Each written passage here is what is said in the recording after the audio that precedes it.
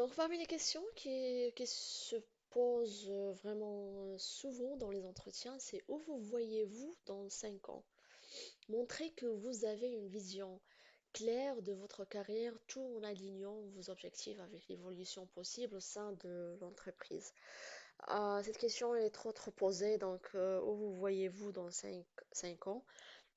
Il faut vraiment bien exploiter cette question-là pour bien montrer votre vision et vos objectifs, l'évolution possible que vous pouvez faire dans l'entreprise et ainsi de suite. Donc, parlez-moi d'une réalisation dont vous êtes fier. Préparez cette question à l'avant parce que si vous ne la préparez pas à l'avant, vous allez prendre beaucoup de temps à réfléchir. Donc, parlez-moi d'une réalisation dont vous êtes fier.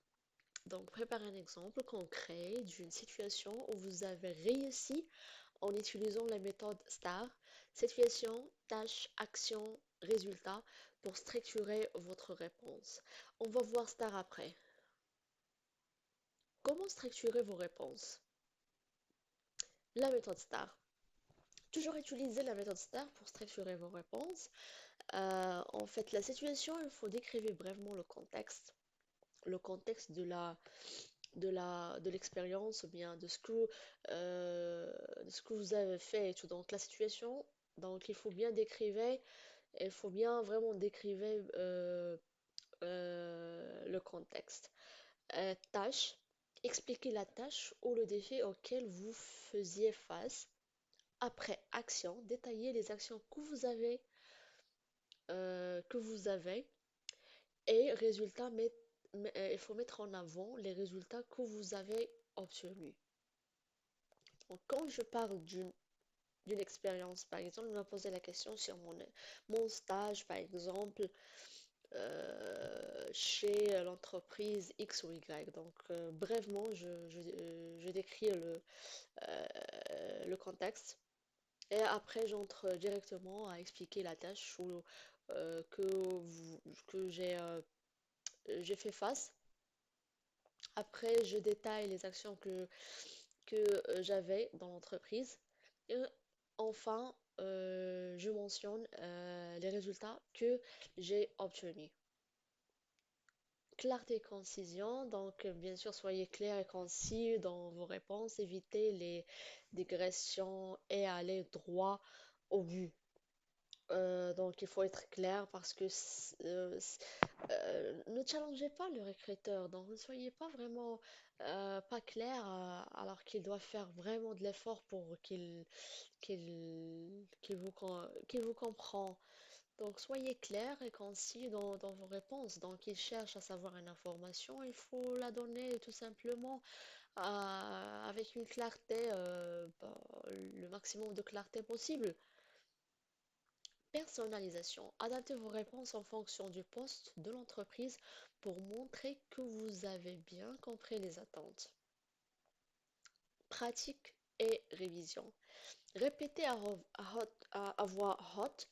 euh, c'est quand vous allez faire une simulation de l'entretien vous-même ou bien avec quelqu'un. Donc les simulations, c'est très important. Il faut pratiquer vos réponses à voix haute pour vous habituer à les formuler clairement. Cela vous aidera aussi à ajuster votre temps et votre rythme. Simulation d'entretien, donc c'est très important. Envisagez de faire une simulation d'entretien avec un ami ou un collègue pour obtenir des retours et améliorer vos réponses. Flexibilité, donc même si vous avez préparé vos réponses, soyez prêt à adapter vos propos en fonction de l'évolution de l'entretien. Donc il ne faut pas seulement apprendre par cœur et si les choses ne vont pas comme vous voulez, donc vous allez tout perdre et vous ne savez quoi dire en ce moment. Donc il faut être flexible et soyez sûr que ça peut que vous aurez besoin d'adapter les réponses en fonction de ce qu'il va se passer durant l'entretien. On va passer maintenant aux premières impressions. On a déjà parlé de première impression. L'importance de la première impression, elle est très importante, car elle se forme en quelques secondes et peut influencer l'ensemble de l'entretien. Il faut être aussi ponctuel, donc la ponctualité, c'est très important, hein. Arriver à l'heure est est un signe de respect et de professionnalisme. Essayez d'arriver 10 à 15 minutes en avance pour éviter tout stress de dernière minute. Tenue vestimentaire, adopter une tenue professionnelle, adaptée à la culture de l'entreprise. Donc, et pour adapter le tenue professionnel, il faut savoir la culture de l'entreprise. Et on va revenir maintenant à la recherche. Donc, il vaut mieux être légèrement surhabillé que sous-habillé. Donc, après, il y a l'attitude, montrer une attitude positive dès votre arrivée. Soyez poli, souriant et engageant. Communication non verbale. Il y a le langage corporel. Votre langage corporel en dit langue sur votre état d'esprit. Une posture droite, un sourire et un contact visuel montrant que vous êtes confiant et attentif. Donc, c'est évident. Gestes et expressions faciales. Utilisez des gestes pour accompagner vos paroles, mais sans excès. Assurez-vous que vos expressions faciales reflètent ce que vous dites. Et pour faire ça, il faut pratiquer ça avant. La pratique, c'est en pratiquant ça qu'on peut vraiment contrôler nos gestes et nos expressions faciales.